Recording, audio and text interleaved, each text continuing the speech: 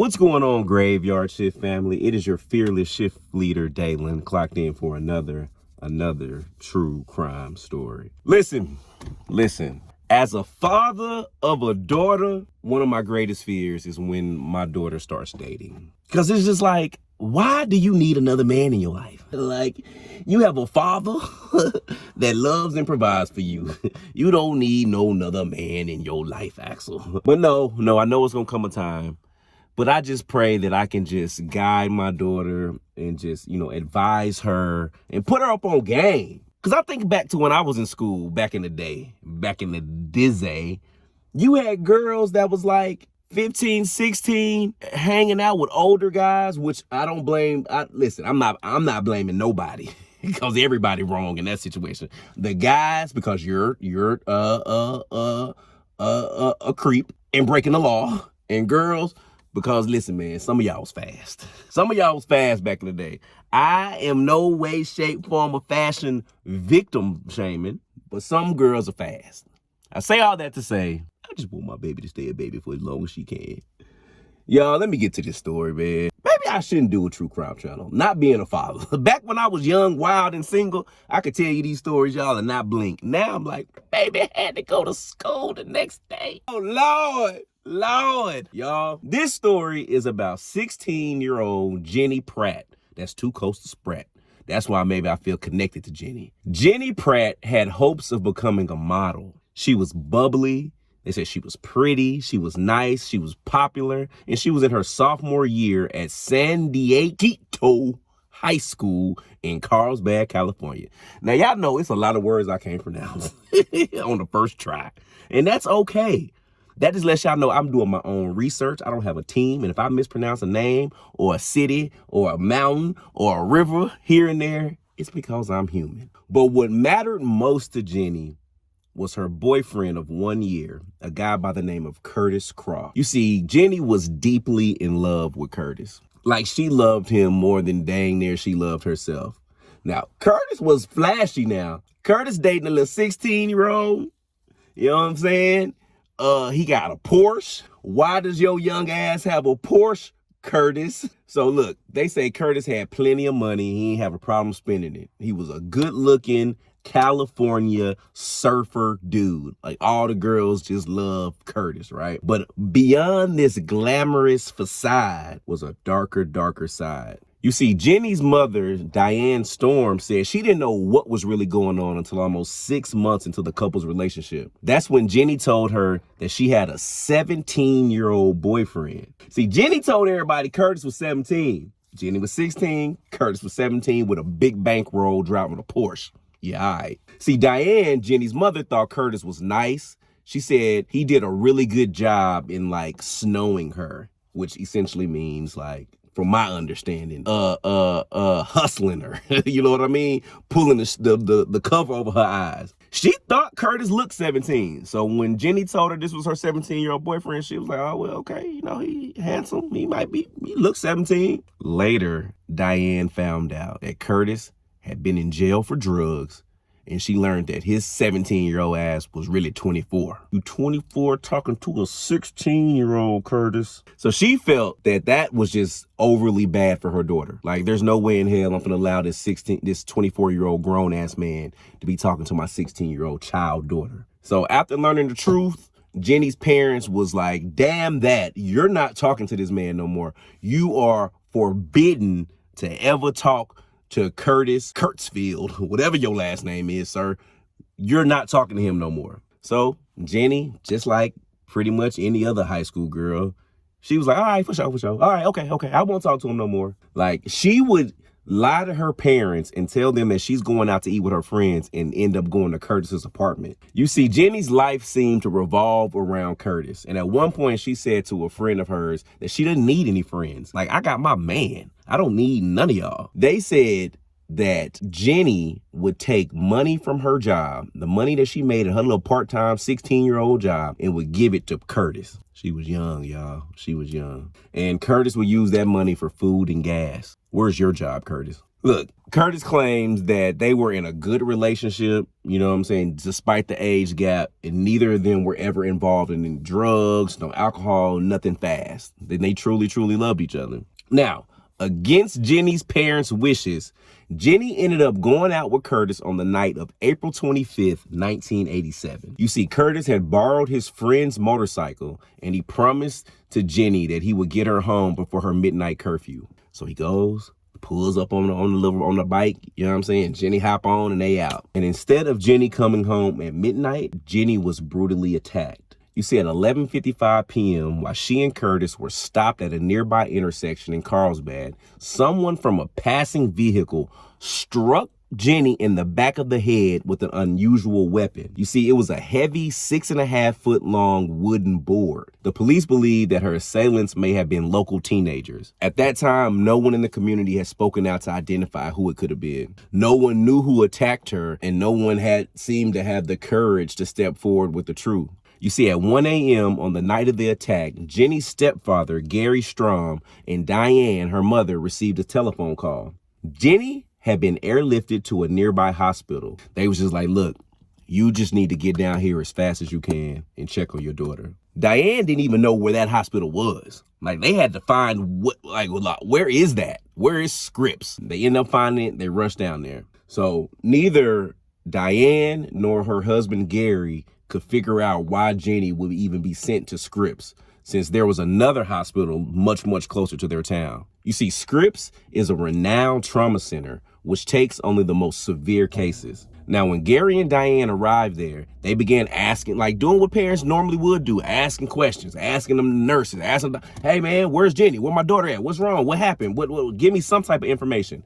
But no one was able to give them any answer. And finally, a nurse told them that the doctor would like to talk to them. The doctor took them to a nearby waiting room and told them the worst possible news. They said that Jenny was brain dead, and they did not expect her to live more than a few hours. See, Dr. Jerry Steingem, Scripps medical doctor, says that Jenny received a serious injury at the scene of the attack. The blow from the board was great enough to actually crush her skull, which caused an immediate shutdown of her brain. Now, after Jenny's mother, Diane, was given the news, she was finally allowed to go see Jenny, and she was horrified at her condition. Could you imagine seeing your daughter lying there? Her hair was red from all the blood. She was bleeding out of her nose, her ears, and her mouth, and she had tubes all over her. She was in a condition that no parent would ever, ever, ever want to see their child. But miraculously, Jenny survived, but she lapsed into a really, really deep coma. You see, Sergeant Jim Byler of the Carlsbad Police Department said the first thing they did was examine the evidence that was found at the crime scene. And that evidence consisted of the board that was used to hit her and Curtis. They examined the board for physical evidence such as fingerprints. However, nothing was found. Now, there were some bloodstains on it which were photographed and were determined to be Jenny's.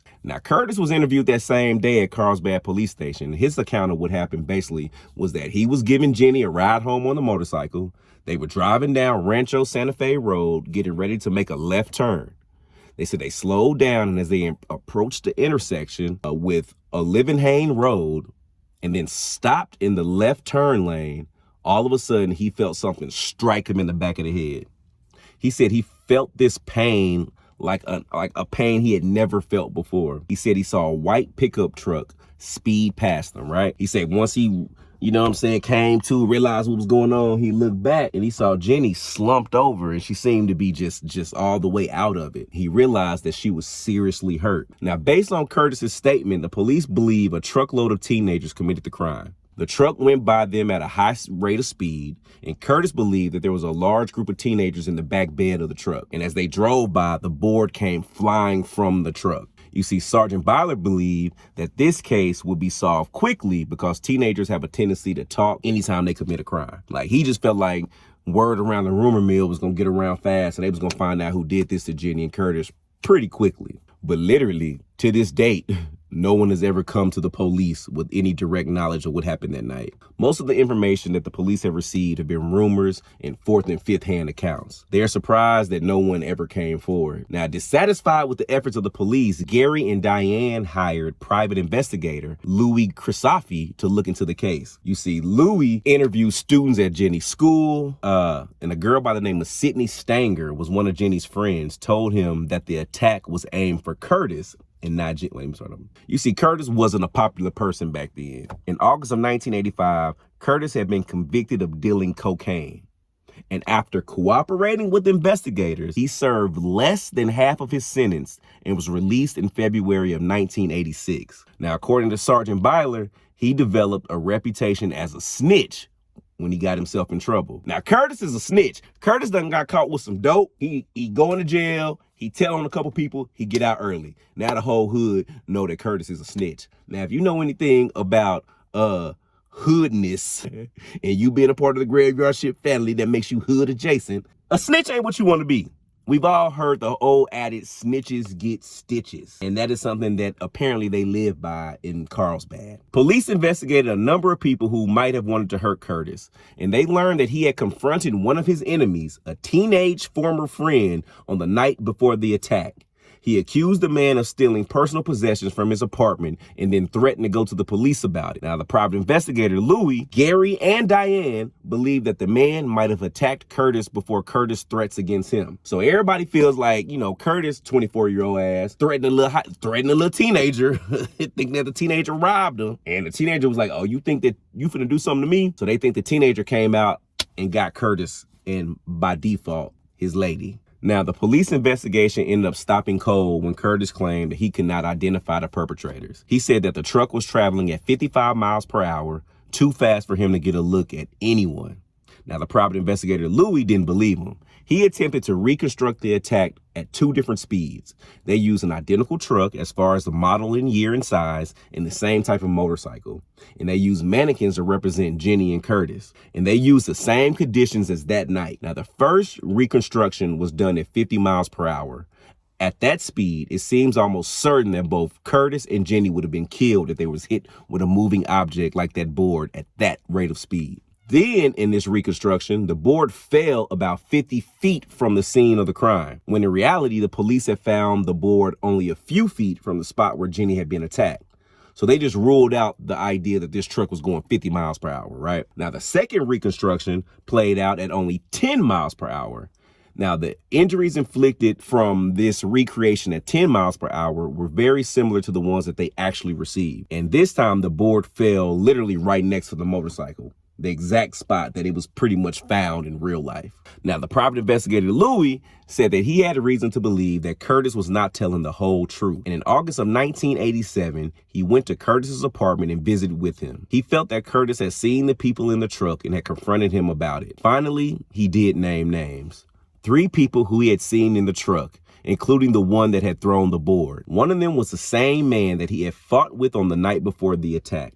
You know, a little teenager. But when Sergeant Byler interviewed Curtis later that same day, he recanted, saying he never got a glimpse of the perpetrators' faces. He said that he gave those names because the private investigator had scared and pressured him and threatened him with jail if he did not talk. Sergeant Byler said that the tactics that the private investigator Louis used while interviewing Curtis were unacceptable and that the information that Louis obtained was worthless. You see, Curtis still maintained that the truck went by too fast for him to recognize anyone. And he said the names that he gave were people he thought were involved. He said that the lie detector test had been done on him and he passed those too. And he said that he had told the truth and has always been there to help and was always cooperative with everyone that had questions or that were investigating. Now, Louis, the private investigator, and his team still believe that Curtis did in fact see the perpetrators. Curtis reportedly told Louis that he had been repeatedly threatened, had informed on people before, and was afraid that he would be killed. He told Louis that he had already been threatened and told not to talk about the attack. Louis believes that the threats against Curtis are true, and that is why he has not identified the perpetrators. Now, Gary, Jenny's stepfather, said that whenever they find someone that is willing to come forward and say something about the case, somebody always gets to him first. Like anytime they get close to making an inch of progress, somebody steps in the way, somebody comes up missing, somebody refuses to talk. You see, Diane believes that people have been getting paid off and are threatened. She says that anytime somebody tries to come forward, the next day, like literally the next day, they don't want to talk about it no more. She says people's minds don't change that fast unless they're being made to. You see, 3 months after the attack, Jenny came out of her coma. The injuries to her brain caused her body to contort into a fetal ball. And at first, she seemed incapable of thought or action. But after 12 weeks, she started physical therapy, and she was then transferred to Paradise Valley Hospital in National City. See, Gary and Diane made that 100-mile round trip each day to be by their daughter's bedside. Now, 7 months after the attack, Jenny began to speak, and a year later, she walked. Then in March 1998, nearly a year after the attack, Jenny finally came home. Since then, Gary and Diane have taken her to daily rehabilitation classes.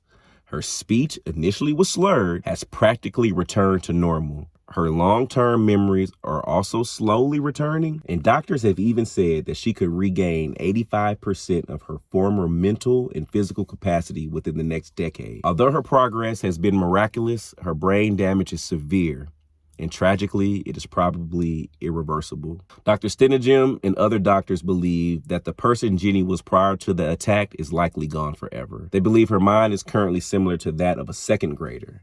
And although her long-term memory seems to be improving, she still has issues with her short-term memory. The doctor said as she learns more about her disability, she becomes more upset about her situation. Jenny wonders why someone would try to kill her. And she sits back and wonders why was someone so mad at her, and what could she have done to someone to push them that far? You see, private investigator Louis says that they need someone in the community with half the courage of Jenny to come forward. Someone that has that one missing link that would have tied this whole case together. And he feels like throughout this whole time, all they were ever missing was just literally one little link, one little connection to solve this case. Now, Sergeant Byler at that time said that he was primarily interested in finding out who threw the board that struck Jenny. He says that if there was ever a group of other people that were in that truck, they can come forward without fear of prosecution. They just want the person who threw the board. They don't even care who's driving, who's in the back seat, who's in the bed.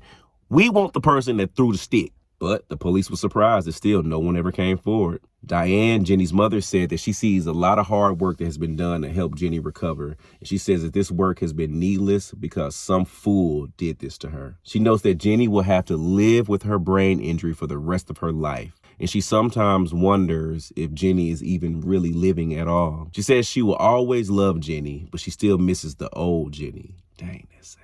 During this time, Jenny even stated herself that she would really appreciate if someone came forward to tell her who attacked her. It will make her feel like someone really loves and cares about her. Gary and Diane have been devastated financially by her medical care and her rehabilitation. And in fact, their insurance aid was scheduled to run out, which would mean that they would have been unable to attend for all the rehabilitations for Jenny. And during that time, Gary was also unable to find work after he left his previous job to help with Jenny's rehabilitation. Jenny's parents at the time of this case was focusing on their efforts on helping her overcome her disabilities. And they still want justice for their daughter, but they also want to protect others from the type of criminal behavior that led to this tragedy. Now, an update on this case from way back then.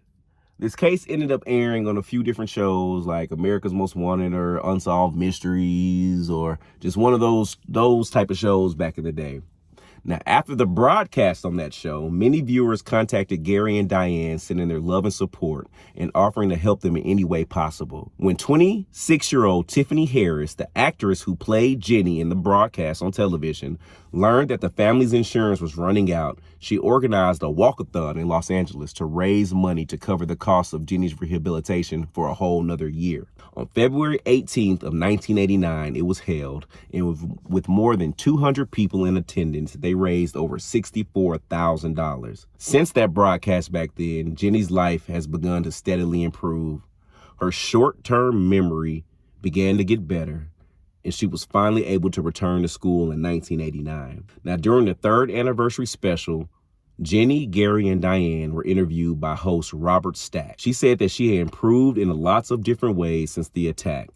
And she said she hoped to get her high school diploma, go to college, and help other people with brain injuries. Gary said that he thinks that the case will be solved one day because there are a lot of people in the community that know who was responsible. Diane, on the other hand, disagreed, believing that too much time had already passed. She said that no new information has come out about the attack. She cannot believe that so many people know who did it, but no one has ever come forward. Gary and Diane also said that one of her biggest fears was that she would be attacked again, since the people responsible were still at large. Diane thinks that if this case was ever solved, it would take a lot off Jenny's shoulders. Unfortunately, according to some sources, the statute of limitations has since run out in this case. Several people close to it, including Gary and Diane, have claimed to know the identities of the perpetrators. One source claims that the driver of the truck is still alive. However, the person who threw the board, they said that he unalived himself in 1994. According to another source, the attack was done on the orders of a man whom Curtis had ratted on to the police. These suspects have never been publicly identified.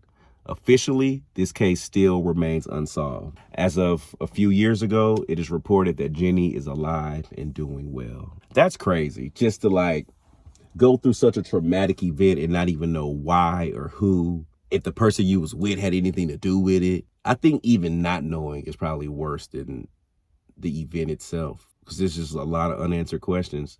The whole course of her life was literally changed just like that. Dang. Everything that glitters isn't gold. The grass isn't greener on the other side. And any other saying that could fit with this story. Hug your babies and slap the hell out of and call the police on people that's overage talking underage. Let's start there. Let's start there. Man, I'm out of here, man. I'm getting mad. This has been another Graveyard Shift true crime story. I'm your host, your fearless shift leader, Dalen Pratt. Love, love, love. Call the police on the men now, and women, some women. Call the police on them, because we ain't doing all that underage, overage. Love.